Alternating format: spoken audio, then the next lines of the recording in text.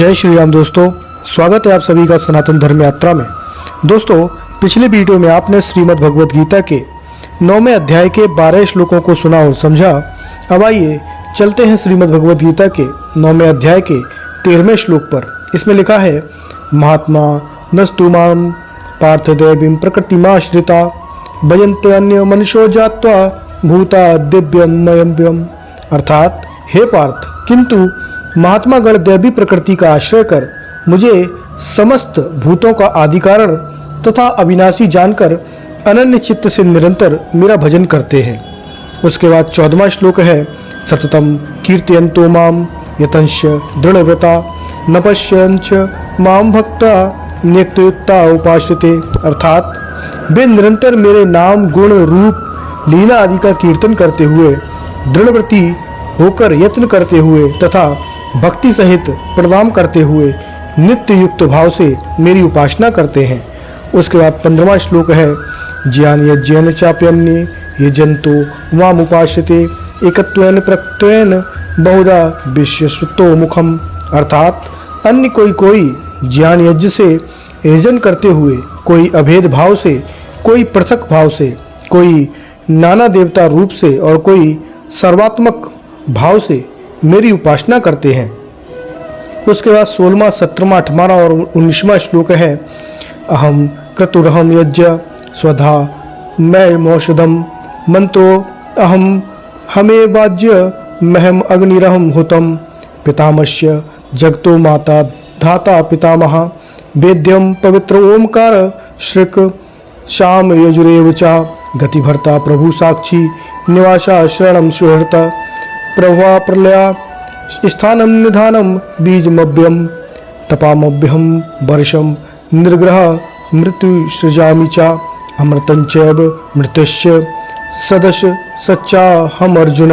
अर्थात, हे अर्जुन, मैं अग्निहोत्र स्रोत कर्म हूँ, वैश्वेदादि स्मार्त कर्म हूँ, मैं श्राद्ध का अन्न हूँ, मैं औषधि हूँ, मैं मंत्र हूँ, मैं घृत हूँ, मैं अग्नि हूँ, मैं होम हूँ, मैं ही जगत का माता पिता धाता और पितामह हूँ, मैं जेय वस्तु हूँ, मैं शोधक हूँ, मैं ओमकार हूँ एवं मैं ही ऋक हूँ, साम यजुर्वेद आदि हूँ। मैं सबकी कर्मफल रूप गति भर्ता प्रभु साक्षी निवास शरण सुहृत सृष्टि स्थिति तथा लय क्रिया हूँ। मैं आधार एवं अव्यय बीज हूँ। मैं ही ताप प्रदान करता हूँ, वर्षा देता हूँ तथा उसका आकर्षण करता हूँ। मैं अमृत हूँ, मैं मृत्यु हूँ तथा मैं ही स्थूल और सूक्ष्म समस्त वस्तु हूँ। उसके बाद 20वां श्लोक है, त्रैविधा माम शोपा भूत पापा यज्ञ रिष्ट्वा स्वर्गंती प्रार्थयन्ते ते पुप्यमाशद्य सुरेंद्र लोकमर्शंति दिव्यानि दिव्य देव भोगान। अर्थात, त्रिवेदोक्त सकाम कर्मपरायण व्यक्तिगण यज्ञों के द्वारा मेरी पूजा कर यज्ञ के अवशिष्ट सोमरस का पान कर निष्पाप होकर स्वर्ग गमन की प्रार्थना करते हैं। पुण्य फल के रूप में इंद्र लोक को प्राप्त कर वे दिव्य देव भोग्य भोगों का उपभोग करते हैं। उसके बाद 21वां श्लोक है, तेतम भुक्त्वा स्वर्गलोकम विशालम क्षीणे पुण्य मृत्युलोकम विशंति एवं हृदर मनु प्रपन्ना गतागतम काम कामा लभन्ते। अर्थात, वे उस विशाल स्वर्गलोक का भोग करने के पश्चात पुण्य के क्षीण होने पर मृत्युलोक में पतित होते हैं।